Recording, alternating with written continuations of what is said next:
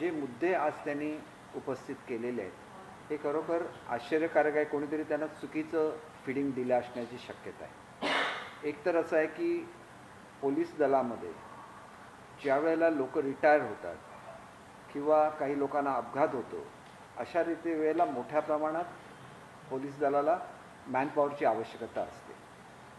सगळ्यात मोठी पोलिसांच्या इतिहासातली भरती ही यावर्षी झालेली आहे.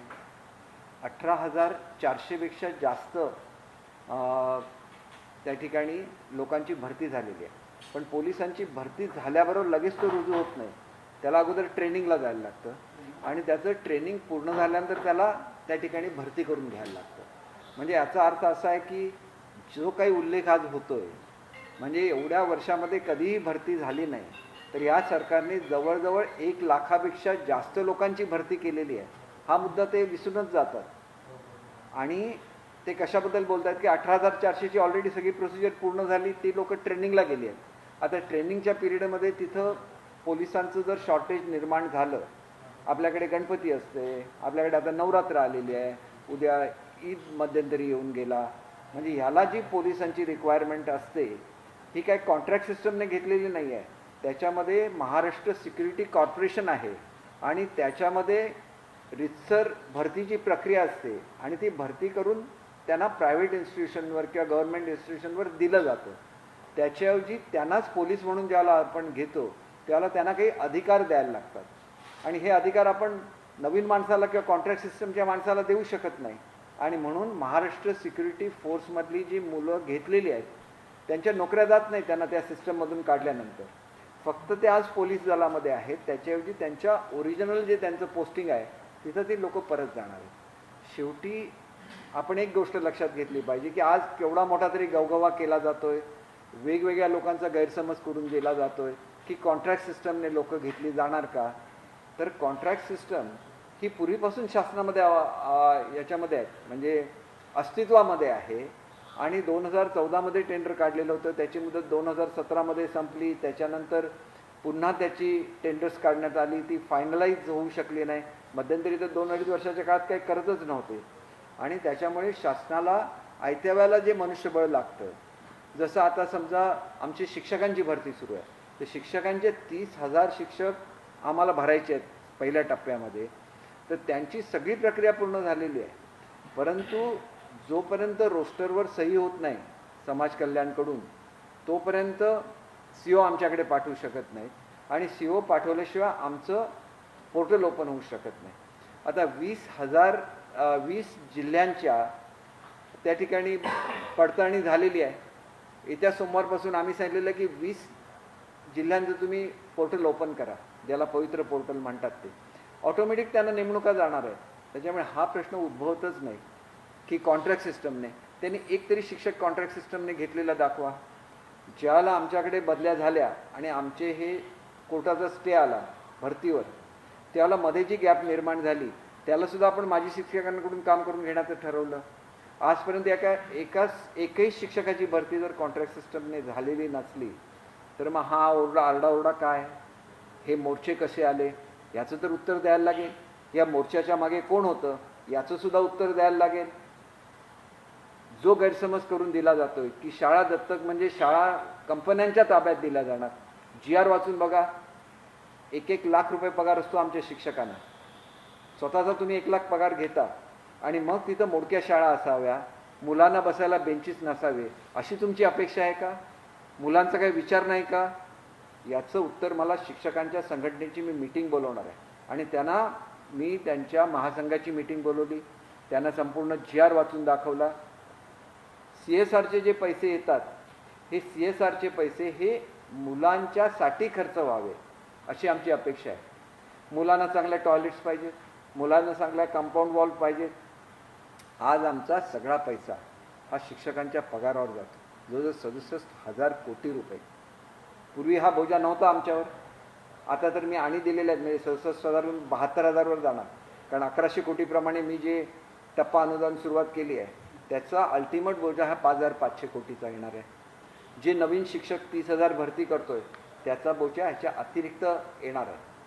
आणि मग ज्याला आम्ही एवढा मोठा बोजा सहन करतो त्यावेळेला राज्याच्या एकूण जो पगार आहे त्याच्यापैकी 40 ते 45% पैसे हे केवळ आपण शिक्षकांच्या पगारावर खर्च करतो. तिथं कुठलीही काटछाट आम्ही करत नाही. ही वस्तुस्थिती असताना शिक्षकांच्या मनामध्ये हा गैरसमज कोणी निर्माण करून दिला? मला जर अगदीच करायचं असतं, मी तुम्हाला एक उदाहरण म्हणून सांगतो, मी ते करणार नाही, परंतु आम्ही जो घराचा भत्ता देतो तो वर्षाला 3,300 कोटी रुपयाचा असतो. अनेक ठिकाणी अनेक लोकांच्या कंप्लेंट आल्या, आमदारांनी त्याच्याकडे उपोषण केलं, तरी पण आम्ही अजून ॲक्शन घेतलेली नाही आहे. कंपल्सरी राहणं हेडक्वार्टरला हे कंपल्सरी आहे, त्याचवेळेला तुम्हाला तो भत्ता मिळणार. मग आम्ही याच्यावर हे केलं आहे का? मग मला जर पैसेच उभे करायचे असते तर मी तिथं नियमावर बोट ठेवलं असतं.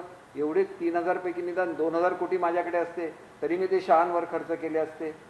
म्हणजे मुलांसाठी खर्च करायला पैसे नाहीत, परंतु तुम्ही मुलांकडे दुर्लक्ष केलं तरी चालेल, ही भूमिका आहे का? कारण ज्या गुरुवर्यांचा मी अतिशय मान ठेवतो, ज्यांच्यासाठी गेल्या वर्षभरामध्ये मी एवढे निर्णय घेतले की महाराष्ट्राच्या इतिहासामध्ये कधी हे निर्णय झालेले नाही आहेत. सगळ्या केंद्रप्रमुखांच्या भरत्या करायला लावल्या, टप्पा अनुदानावर सगळ्यांना आणलं, 50 वर्षाच्या अट शिथिल करा म्हणून सांगितलं, शिक्षकांना त्यांच्या प्रमोशनच्या संधी उपलब्ध करून दिल्या. असं असताना जर विद्यार्थ्यां ज्या ठिकाणी बसतात त्या शाळा दुरुस्त करत असताना कंपनीला 1 रुपयाचा सुद्धा अधिकार मॅनेजमेंटमध्ये दिलेला नाही आहे. स्कूल कमिटी तीच राहील, पगार शासन देणार आहे. मग तुम्ही खाजगीकरण कशाला नेमकं म्हणता? आजपर्यंत CSRचे पैसे दिले जातच होते ना शाळांना, परंतु ते चॅनलाइज नव्हते. इथं एक ठिकाणी पवारसाहेबांनी म्हटलेलं आहे की नाशिकला वाईन कंपनीने पैसे दिले. ते किती सालामध्ये दिले? 2016 सालामध्ये. त्यांनी आपल्या CSRमधून 4 खुल्या बांधून दिल्या. म्हणून काय तिथं तर ह्याचा कार्यक्रम झालेला नाही आहे. म्हणजे त्या गौतमी, काय नाव आहे त्यांचं, गौतमी पाटील, पवारसाहेबांच्या तोंडामध्ये असं नावसुद्धा येतं का माने? तिथं काय आहे की तिथं ग्रामपंचायतीचं ते ग्राउंड होतं आणि ग्रामपंचायतीच्या ग्राउंडमध्ये ग्रामपंचायतीने NOC दिलेली होती, पोलीस डिपार्टमेंटने NOC दिली होती, तरी पण आम्ही आमच्या शिक्षकाला, तिथल्या मुख्याध्यापकाला नोटीस दिलेली आहे की तू समोर करत असताना तू कंप्लेंट करायला पाहिजे होती. ही आमची भूमिका असते. आणि तुम्ही कुठेही नंबर, म्हणजे मी मुद्दाम का बोलतोय की पवारसाहेबांसारखा ज्येष्ठ एखादा नेता बोलतो जो महाराष्ट्रामध्ये आदरणीय आहे, त्यावेळेला लोक त्याच्याकडे सिरियसली बघतात. काय संबंध आहे CSRच्या पैशाचा आणि त्या गौतमी पाटीलचा? असं काय झालेलं आहे का की आमच्या शाळेतल्या कुठल्या ह्यांनी तमाशाचा कार्यक्रम अलाव केला? होऊच शकत नाही.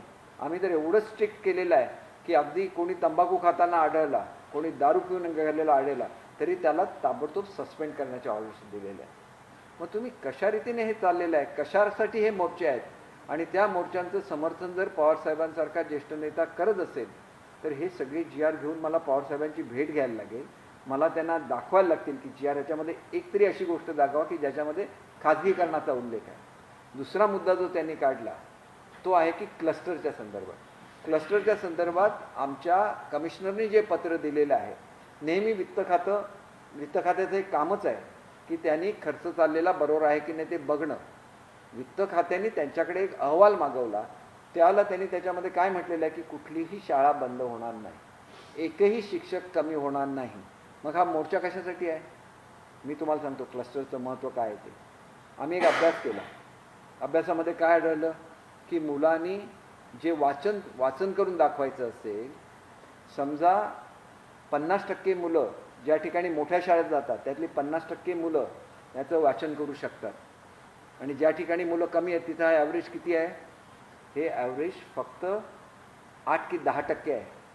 म्हणजे किती फरक आहे बघा. म्हणजे मुलांना आपण ढ ठेवायचं, परंतु एक शाळा अशी डेव्हलप करायची नाही की ज्या ठिकाणी मुलं खेळू शकतील, मुलांना इंग्रजीची किती वाक्य एकत्र करता येतील, याच्यावर सुद्धा अभ्यास झालेला आहे. मी हे सगळी आकडेवारी तुम्हाला देतो. आणि मग शाळा मुलांसाठी आहे की शाळा शिक्षकांसाठी आहे, एकदाचा निर्णय होऊन जाऊन दे महाराष्ट्रामध्ये. मुलांना त्या ठिकाणी मुलांची कॅपॅसिटी कमी करायची, आणि तरी पण ज्याला शासन म्हणतंय की तुमच्या शाळा बंद करणार नाही, परंतु तुम्ही एका ठिकाणी ज्या ठिकाणी खेळाच्या सुविधा आहेत, ज्या ठिकाणी चांगल्या इंटरॅक्टिव्ह TVs आहेत, त्या ठिकाणी तुम्ही शिका तर तुम्ही अधिक हुशार होणार. मग त्या मुलांचा चॉईस आहे ना, त्या मुलांनी कुठे जायचं ते. परंतु त्या क्लस्टर शाळेची डेव्हलपमेंटच नाही करायची, अशी भूमिका कशी घेऊन चालेल? मी तर असा मंत्री आहे की मी म्हणतो आमच्याकडे आणि 5 प्री प्रायमरी झालेली आहे. शाळा कशा बंद होणार? प्री प्रायमरी तर आम्ही चालू ठेवणार, परंतु जर मुलगा मोठा झाला तर त्याला सगळं ज्ञान मिळालंच पाहिजे. आणि ते ज्ञान जर मिळू शकत नसेल तर हे देण्याचं कर्तव्य हे शासनाचं आहे. आणि त्याच्यामध्ये जर गैरसमज संघटना करून देत असतील तर मग त्यांनी आम्हाला उपाय सुचवावा. त्यांचं म्हणणं आहे की खाजगी कंपन्यांकडून पैसे घेऊ नये, तर त्यांनी उपाय सुचवावा. आम्ही जाऊन राहतो गावामध्ये, आम्हाला भत्ता मिळतोय, आम्ही गावामध्ये राहतो, आम्ही ती संख्या वाढवून दाखवतो. तुम्ही गावामध्ये राहणार नाही, तुम्हाला तालुक्याच्या ठिकाणी राहायचं आहे. निर्णय तुम्ही घ्यायचा आहे. मी आजपर्यंत हा विषय पेंडिंग ठेवलेला आहे. मी किलोमीटरचं अंतरसुद्धा वाढून देण्याची तयारी दाखवली, पण तुम्ही सगळ्या फॅसिलिटीज आमच्याकडून घेणार आणि आमचंच बदनामी करणार. कारण नसताना ही नाहक बदनामी आम्ही का सहन करून घ्यायची? आमच्या पोलीस डिपार्टमेंटच्या संदर्भात आकडेवारी पवारसाहेबांना कोणीतरी देऊन दिली मिसिंगची. 16,000 महिला मिसिंग होत्या, त्यातल्या 14,000 पोलिसांनी ट्रेस केल्या ना. हे पोलिसांचं हे नाही आहे का? 16,000 पैकी 11,000 ट्रेस केल्या, 4,000 जे 18 ह्याच्या खालच्या होत्या त्यापैकी 3,000 ट्रेस केल्या. म्हणजे ट्रेसिंगची कंटिन्युअस प्रोसेस चालू असते. समजा कुठेतरी गेले, उत्तर प्रदेशमध्ये गेले, बिहारमध्ये गेले, नेपाळच्या आसपास गेलेले असेल, त्यांना शोधून त्यांना परत आणायला लागतं. मग एवढ्या लोकांना परत कसं आणलं पोलिसांनी? ट्रेस केला ना त्यांचा. म्हणजे तुम्ही फक्त मिसिंगचा आकडा सांगणार आणि ट्रेस केलेल्याचा आकडा सांगणार नाही, असं कसं चालेल? याच्यामधून गैरसमज होईल ना. महाराष्ट्राचं पोलीस दल आणि विशेषतः मुंबईचं पोलीस दल भारतामधलं सर्वोत्कृष्ट मानलं जातं. मग तुम्ही हे आकडे सांगणार नाही का? फक्त तुम्ही मिसिंगचा आकडा सांगणार आणि तुम्ही रिकवर्डचा आकडा किंवा ट्रेसिंगचा आकडा सांगणार नाही. असं घडता कामा नये. आम्हाला तर अशी अपेक्षा नाही की मी त्यांच्या हाताखाली एवढी वर्ष काम केलं. फर्स्ट टाईम मी बघितलं की राज्याचं हित आणि पॉलिटिक्स यांनी कधीही गल्लत करण्याचा प्रयत्न केला नाही. आणि कोणी गल्लत करण्याचा प्रयत्न केला तर त्यांनी ठामपणे सांगितलेलं आहे की राज्याचं हित पहिलं. असे सांगणारे पवारसाहेब आहेत. आणि मला असं सगळं बघितल्यानंतर मला सुद्धा वाटलं की आपण जाऊन ही माहिती साहेबांना दिली पाहिजे, की जेणेकरून उद्या कदाचित माझ्या मनामध्ये सुद्धा असं कधी येता कामा नये की आमच्या संघटनांमध्ये एवढे पवारसाहेबांना मानणारे लोक आहेत, मग त्यांच्या मनामध्ये काय येईल किंवा त्यांचे मोर्चे कसे निघत आहेत याचा तर मी सिरियसली विचार करून सगळ्याच संघटनांना आता एकत्र बोलणार आहे. आणि अशा तऱ्हेने पुन्हा होता कामा नये असं मला स्वतःला वाटतं. आणि त्याच्यामुळे मी क्लिअर कट सांगितलेलं आहे, काहीही ह्याच्याशी संबंध येत नाही. आपल्या त्या नाच गाणी काय जे झालं त्याचा आणि ह्याचा काहीही संबंध नाही आहे. आणि त्याच्यामुळे शिक्षकांच्या संदर्भात त्यांची मीटिंग घेतली जाईल आणि आम्हालासुद्धा आमचा ॲप्रोच क्लिअर केला पाहिजे. तुम्हाला नको आहे ना कंपनीकडून पैसा घेतलेला, तुम्ही जाऊन प्रत्येकजण त्या त्या गावांमध्ये राहा, तिथल्या शाळेची काळजी घ्या. एरवी तरी आम्ही तुम्हाला भत्ता देतोच, त्याच्यामुळे तो घ्या. किंवा तुम्ही उद्या भत्ता घ्यायचा कमी केला, वर्षाला माझ्याकडे 2,500 कोटीच्या पेक्षा जास्त रक्कम माझ्याकडे येणार आहे त्या एज्युकेशन डिपार्टमेंटकडे. मी ते आनंदाने खर्च करेन याच्यावर. आणि तो एक त्याग होईल संघटनांकडून की आम्ही जात नाही आहे, आम्ही भत्ता घेतो आहे, मग आम्ही एवढा त्याग केला पाहिजे की आम्हाला वाटतं की मुलांकडून हे होता कामा नये. तुम्ही तो त्याग करा. ताबडतोब सगळ्या शाळा दुरुस्त होतील. 2 वर्षात एक शाळा अशी शिल्लक राहणार नाही की ज्याचं इन्फ्रास्ट्रक्चर खराब आहे. राज्यातील शाळांना सर्वाधिक अनुदान हे राज्य सरकार देतं. खूप मोठा आर्थिक फंड देतं. त्याचा गैरफायदा जो आहे तो मोठ्या शिक्षण सम्राटांना, त्यांच्या शिक्षण संस्थांना होत असतो. त्यावरती आता राज्य सरकारचा फेरविचार. एक गोष्ट अशी आहे, बोलताना ह्याच्यावर सुद्धा बोलायला पाहिजे होतं. पूर्वीच्या काळात काय सिस्टम होती की जी श्रीमंतांच्या घरची मुलं होती त्यांना फी असायची. आम्ही आमच्या शाळेत जायचो त्यावेळेला 50 रुपये 100 रुपये त्यावेळेला त्यावेळेला जी फी होती द्यायचो. आणि जी मुलं गरीब आहेत ते EBC म्हणून त्यावेळेला फॉर्म असायचा, इकॉनॉमिकली बॅकवर्ड क्लास. तो ज्या मुलांनी भरून दिला त्यांना त्याची ग्रँट मिळायची त्या शाळेला. मग ही सिस्टम डिस्कंटिन्यू का केली? 100% बोजा का टाकला? म्हणजे श्रीमंत मुलांचा बोजा सरकारवर टाकला, गरीब मुलांचा बोजा. आणि ती श्रीमंतांची मुलं लाख फी देऊन जातात. अनेक शाळांची अशी मागणी होती की आम्हाला एक्स्ट्रा काहीतरी चार्ज करायला द्या. अनेक संस्था मागणी करतायत आम्हाला. पालकसुद्धा असं म्हणतात की आम्ही ठराविक रक्कम द्यायला तयार आहे, परंतु शाळांची परिस्थिती सुधारून दे. हे सगळ्यांनी एकत्र बसण्याची गरज आहे. आणि ह्या सिस्टम मी नाही आणल्या, तुमच्या काळात हे निर्णय झालेले आहेत. आणि एवढा प्रचंड बोजा शासनावर पडून शासनाचं बजेट कोलॅप्स झालेलं आहे. आणि त्याच्यामुळे जिथं मुलांची फी भरण्याची ऐपत असते आणि ते स्वतःहून म्हणतात की शाळेमध्ये चांगला फॅन असून दे, आम्ही फी भरायला तयार आहे आणि गरिबांना फ्री दिलंच पाहिजे शिक्षण, ही लोकहितकारी राज्याची संकल्पना आहे. परंतु हे निर्णय कोणी घेतले? हे निर्णय मी नाही घेतले. आणि त्याच्यामुळे ज्यावेळेला CSRचा पैसा विनाकारण वेस्ट होतोय, त्याच्यामधून वेगवेगळ्या ॲप तयार केल्या जात आहेत, नको असलेल्या गोष्टी मुलांच्या माथ्यावरही होत आहेत, त्याच्यापेक्षा त्यांना चांगले बाग असून दे, त्यांना चांगली खोली असून दे, त्यांना चांगला फॅन असून दे, हे मांडलं म्हणजे काय गुन्हा झाला का? काल मी 2.5 तास मीटिंग घेतली ह्याच्याबद्दल मिड डे मीलबद्दल, आणि मिड डे मीलमध्ये संपूर्ण मी कायापालट करायला सांगितलं. आज माझ्याकडे एक आलं की चेंबूरचं, की त्या मुलांना विषबाधा झाली, मी ताबडतोब त्याच्यावर ॲक्शन घ्यायला सांगितलेली आहे. परंतु त्याच्यामध्ये सुद्धा बघायला लागेल की त्यांनी जर किती लोकांना दिली आणि त्याच्यामध्ये एकाच शाळेमध्ये का झाली, तर कदाचित पाण्यामध्ये सुद्धा दोष असू शकतो. आपण एकदमच कोणाच्या तरी अंगावर हे करणं, कुठल्याही गोष्टीला आम्हाला मुलांच्याबद्दल हे आहे. आणि मुलांनी, मी तर एवढं काल निर्णय दिलेला आहे की मुलांना रोज एक स्वीट डिश द्या, मुलांना नुसतीच खिचडी खायला देऊ नका. मुंबईच्या शाळांमध्ये जाऊन बघा, त्यापैकी चांगल्यापैकी भाजी मी तुम्हाला दाखवतो, त्यांच्या टेरेसवर तयार झालेली आहे. आणि टेरेसवर तयार झालेली भाजी असताना त्यांना चांगल्यापैकी भाज्या मिळणार. मुलांना त्याच्याबद्दल आम्ही किती वेगवेगळे उपक्रम राबवतोय महाराष्ट्रामध्ये, थोडा तरी विचार करा ना. डायरेक्ट तुम्ही अशी टीका करणार ज्याच्यामधून गैरसमज होईल. तर माझं असं हे आहे की आपल्याला आता याच्यामध्ये लक्ष घालायला लागेल. केवळ संघटनांना शिक्षकांचंच हित बघून चालणार नाही, त्यांना विद्यार्थ्यांचं हित हे बघायलाच लागेल. आणि मी हे पहिल्यांदाच डिक्लेअर केलेलं होतं ज्यावेळेला मंत्री बनलो त्यावेळेला, 1 वर्षामध्ये मी शिक्षकांचे सगळे प्रश्न सोडवेन. त्याच्यानंतर मात्र त्यांनी विद्यार्थ्यांवरच कॉन्सन्ट्रेट केले पाहिजे. आणि ही आकडेवारी त्यांनी करून बघावी. छोट्या शाळेतल्या मुलांना गॅदरिंग असतं का, छोट्या शाळेतल्या मुलांना त्या ठिकाणी स्पोर्ट्ससाठी ग्राउंड असतं का, त्यांना चांगलं शिक्षण मिळतं का, त्याची टेस्ट घ्यावी. माझं काहीच नाही. मी 100 शाळा बंद करणार नाही म्हणून डिक्लेअर केले असताना हे मोर्चे आलेच कसे? मी त्या खात्याचा मंत्री आहे, मी डिक्लेअर केलं की 1 शाळा बंद होणार नाही. याचं सुद्धा उत्तर मिळालंच पाहिजे. ह्याच्यामध्ये राजकारण होतं का? माझं अनुदान जे राज्य सरकार देते ते बंद करण्यात येईल का? असा कसलाही विचार नाही. जे काही सोल्युशन सुचवायचं आहे ना, ते संस्थांनी आणि शिक्षकांनी मिळून सुचवावं. परंतु शेवटी हित हे मुलांचं झालं पाहिजे. जसं इथलं इन्फ्रास्ट्रक्चर पुअर आहे, तसं खाजगी शाळा जे चालवतात त्यांचंसुद्धा इन्फ्रास्ट्रक्चर पुअर आहे. त्याच्यासाठी कोर्टाने निर्णय दिलेला आहे की यांना ठराविक रक्कम घेण्याचं हे द्या. हे समजा इमारतीवर खर्च करत असतील तर तेवढीच रक्कम रिकवर करा, इमारत फंड म्हणून. मग ते कोर्टाने सुद्धा सांगितलं आहे. पण त्याच्यासाठी ऑडिट आवश्यक आहे. त्याच्यासाठी शिक्षक संस्था काही म्हणतात की हे लावा, काही म्हणतात लावू नका. ह्याच्यामध्ये एकमत होण्याची आवश्यकता आहे. बघा, मी शिक्षण संस्थांच्या विरोधात नाही, मी शिक्षक संघटनांच्या विरोधात नाही, परंतु कधीतरी ह्याच्यावर विचार व्हायला लागेल.